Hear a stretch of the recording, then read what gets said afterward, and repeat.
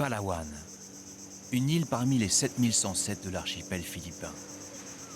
À l'embouchure du fleuve, un village de pêcheurs, Espagnola. Depuis 2 semaines, intrigués, des enfants observent le balai incessant d'étrangers qui viennent de la mer. Émerveillés par leur embarcation, alors qu'arrive au large une étrange cargaison.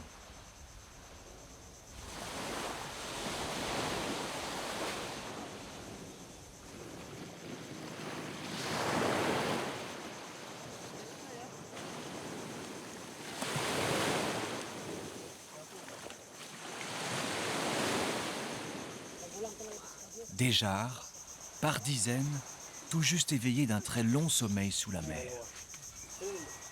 Une léthargie interrompue pour leur arracher leurs secrets.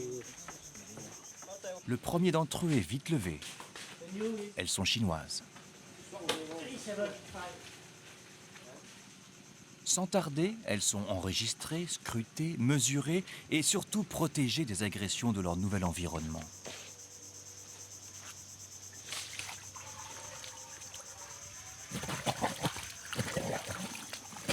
Ça c'est les premiers bains, moitié eau douce, moitié eau salée.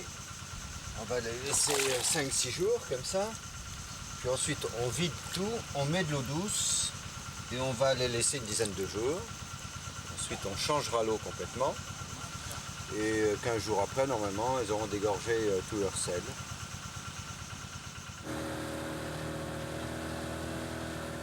Voilà 15 ans que Franck Gaudio, archéologue sous-marin, sillonne la mer de Chine à la recherche de jonques engloutis.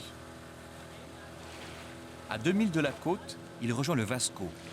Cet ex-chalutier soviétique, ancré à l'aplomb du site, abritera 2 mois durant le lieu de vie de son groupe de plongeurs et d'archéologues venus de différents pays.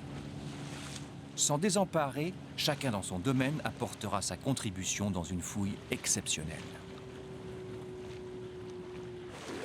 Proche et indispensable, Kaimi Loa, le catamaran de Franck Gaudio, renforcera une logistique mise en place dans l'urgence.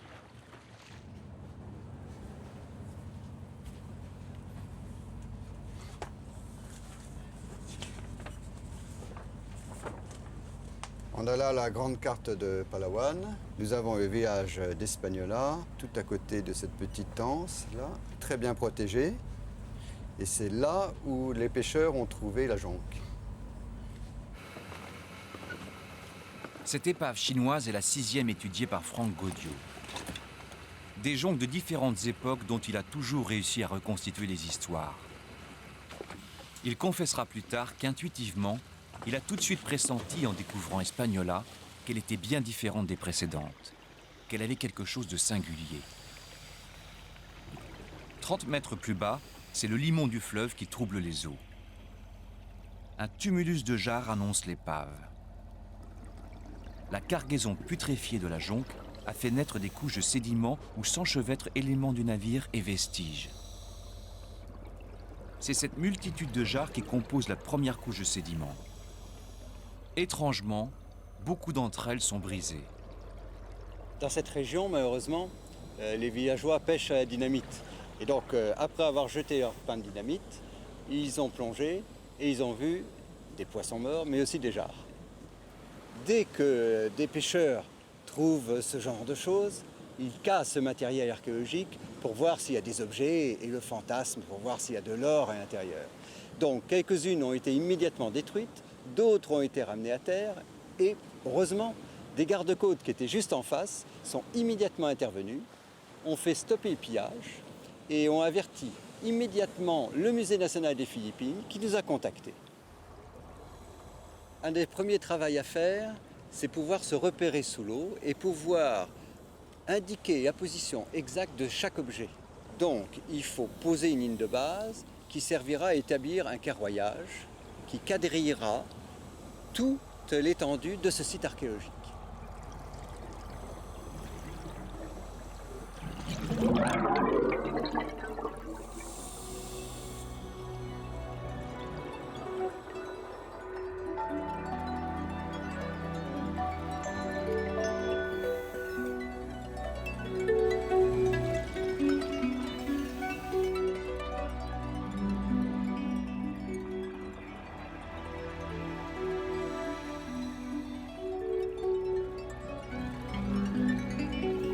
les porcelaines, c'est magnifique, ça nous aide à dater le site avec une grande facilité.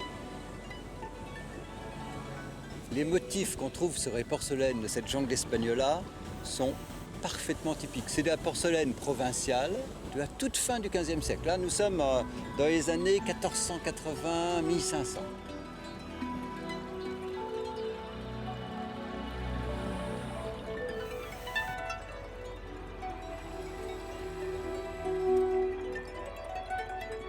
À partir de demain, on va s'organiser différemment. Il faudrait une équipe qui s'occupe de relever les jarres, et puis une équipe qui pourrait faire de la prospection.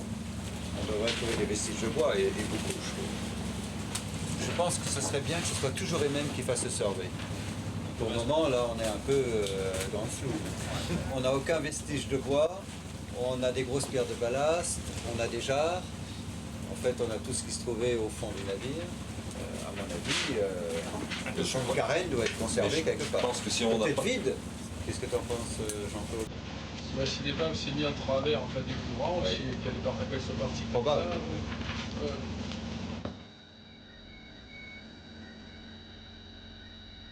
C'est une véritable noria que lance Franck. Une besogne qui doit conjuguer force et délicatesse. Il s'agit de dégager l'épave des jarres pour accéder à une sorte de millefeuille fabriqué par le temps. Cet effeuillage révélera à la fois la nature du navire et les secrets de sa construction. Sa cargaison divulguera sa provenance et sa destination. Chaque pièce est remontée avec le souci de préserver son contenu.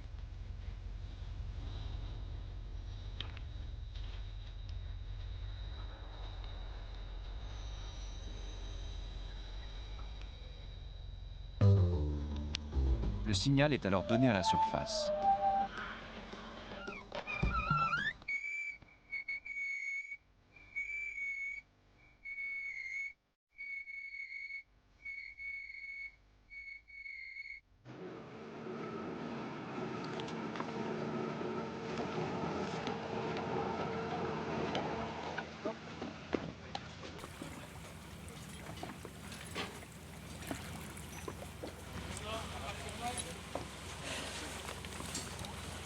Ah, des jarres.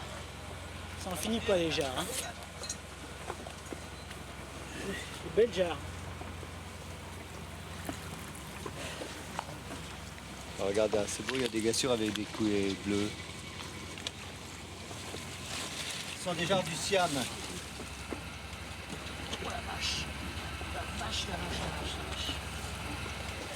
la vache. Et ça, c'était des jarres à provision. Ça servait à tout. Ils emballaient les porcelaines, les épices, ils mettaient l'eau, le riz. C'était des conteneurs à tout faire. On trouve parfois des ossements.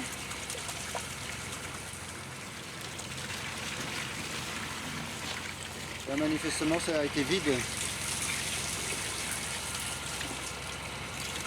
Encore que, je sais pas. c'est quoi ça? Des clous de girofle. Ah, des clous de girofle? Ouais. Ils ont la forme et puis l'odeur.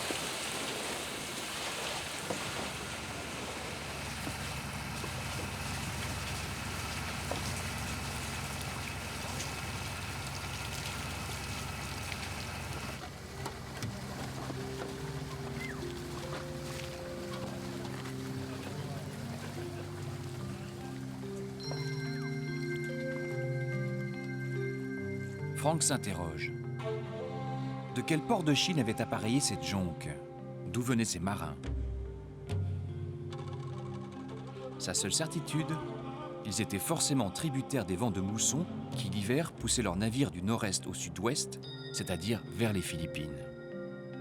L'été, c'est un vent inverse qui les ramenait chez eux.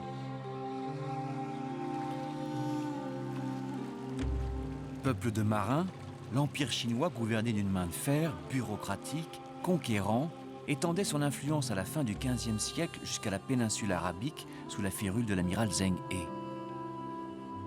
Les Philippines comptaient parmi ses vassaux.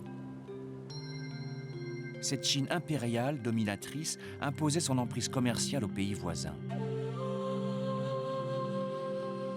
L'administration Ming régulait la totalité du commerce. elle taxait toutes les transactions passées sur les territoires qu'elle contrôlait. Ces fonctionnaires enregistraient scrupuleusement la nature et les ports de destination des marchandises. Or, le port d'Espagnola était oublié des registres administratifs. Il n'existait pas pour le gouvernement chinois. Franck est perplexe. Que faisait donc cette jonque si loin de la route officielle? Sa perplexité ne va pas tarder à être prolongée par une autre découverte. Avec ses plongeurs, il est l'invité du chaman et des habitants d'Espagnola.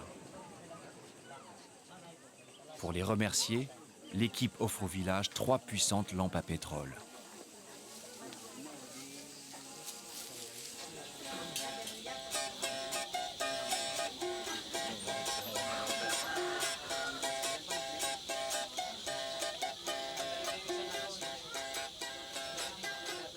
Surprise de Franck. Une jarre est au cœur de la liturgie. Elle est identique à celle repêchée à 30 mètres de fond par ses plongeurs. Selon le chaman, cette jarre protège les habitants du village depuis toujours. Il la nomme Cuchapé. Sa présence ici remonte si loin qu'ils ne savent plus quand elle est arrivée.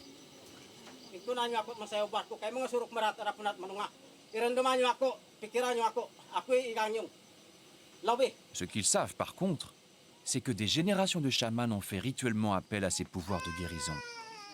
Probable réminiscence du catholicisme espagnol, on verse dans Cuchapé, tel un calice, l'alcool de riz.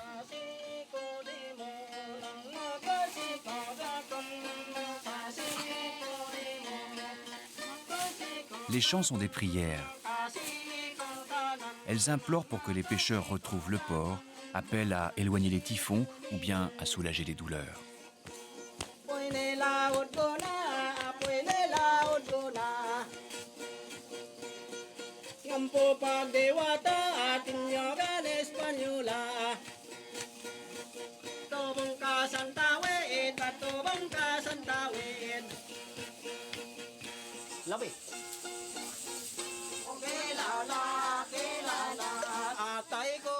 Pour clore le rituel, le chaman invite celui qui souffre à boire l'alcool de riz dans la jarre.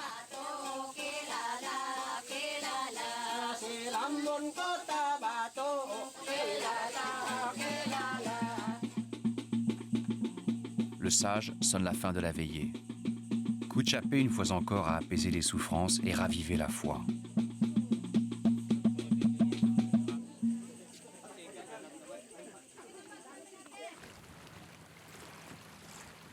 Il y a 5 siècles, Cuchapé a-t-elle été légué aux ancêtres des villageois par des marins semblables à ceux d'Espagnola? Troublé par la découverte de cette jarre, l'équipe reprend le lendemain sa mission. G, H, ici, positif aussi. Oui, positif aussi, 2 points assez rapprochés. Et j'ai un autre point, 50, 49.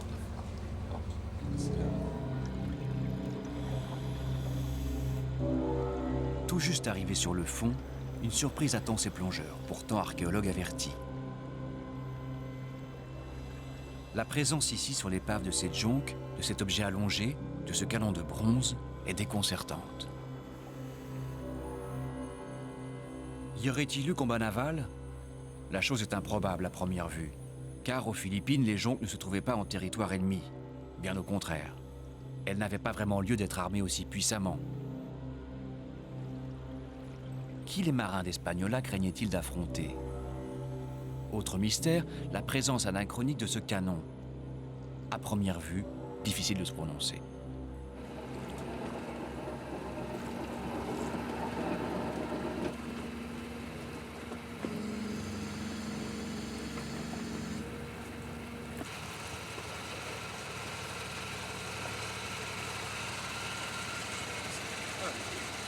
Petit calibre, hein? La bouche est impeccable. Ah ouais, Oui, un petit pierrier miniature, tout en bronze. Oui, c'est bon. C'est bien fondu, hein. Regarde, le travail est impeccable. il est beau, hein. Alors, est-ce que c'est un pierrier asiatique ou européen? Parce que normalement, à cette époque-là, il n'y avait pas encore beaucoup d'échanges maritimes. Hein. On est tout à la fin du XVe siècle. Apparemment, il n'y a pas d'inscription, hein, de fondeur ou de... pendant qu'on tirait avec une boîte, l'équipage chargeait l'autre boîte, comme ça c'était le tir rapide. Il y avait toujours 2 boîtes avec en fait. Minimum, ouais. Ouais, la mèche, il la mettait là en fait. Oui, il y avait une mèche, ça c'est en fait la boîte à poudre. On va regarder, il y a peut-être encore de la poudre dedans. On va voir comme ça s'ils étaient en état de combat. Franck se pique au jeu. Il lui faut tout de suite connaître la provenance de ce canon. Séance tenante, il plonge dans ses archives. D'ailleurs, c'est le seul canon qu'on a trouvé sur l'épave. Oui, mais c'est vraiment une arme de guerre, hein, parce que d'habitude, sur les jonques, on trouve des petits canons pétards, quoi, de rien du tout. Ça fait pas trop de mal. En tous les cas, c'est une vraie arme de guerre et c'est efficace. C'était la technologie d'époque, quoi. Ce canon de bronze a été fabriqué par les Portugais au XVe siècle. Bon, ce qui correspond bien avec la date de notre épave, qui est de la fin du XVe. Seulement le mystère, c'est que notre épave elle date de 1480 à 1500. Or, à cette époque-là, les Portugais n'étaient pas encore arrivés en Extrême-Orient. En 1500, les Portugais, ils étaient aux Indes, ils n'étaient pas du tout en Extrême-Orient. C'est assez étrange, il devait y avoir des trafics d'armes. Peut-être que des marchands avaient acheté ce canon aux Indes, avaient ramené en poutre jusqu'à Malacca. De Malacca, il était passé à la Chine. C'est assez étrange.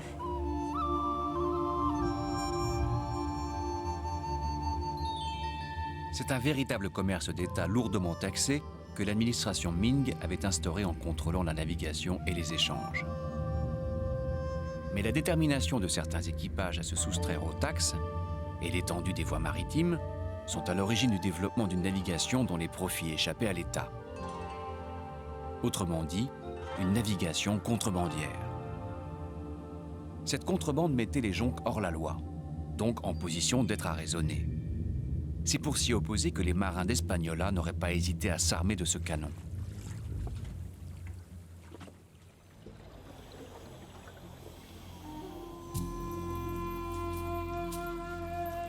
Au matin, les plongées reprennent. Attention, danger. Surtout respecter les paliers. On n'accède pas sans rigueur aux profondeurs.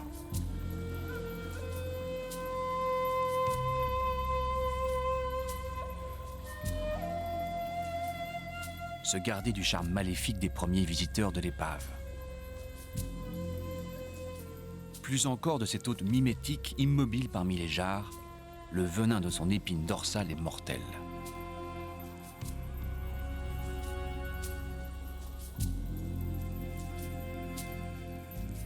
Des fragments de bronze captent l'attention des plongeurs. Les formes se précisent. Ce sont des gongs.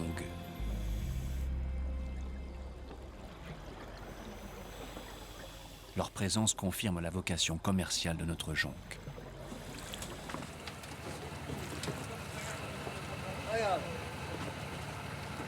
Comment il fait le chaman? Le chaman, il fait doum doum doum doum. Doum doum doum doum. Le gong, en fait, c'est un instrument assez extraordinaire car on sait d'après les textes anciens chinois que quand une jonque venait commercer, elle s'ancrait en face d'un comptoir et le capitaine sonnait le gong pour indiquer sa volonté de faire du négoce.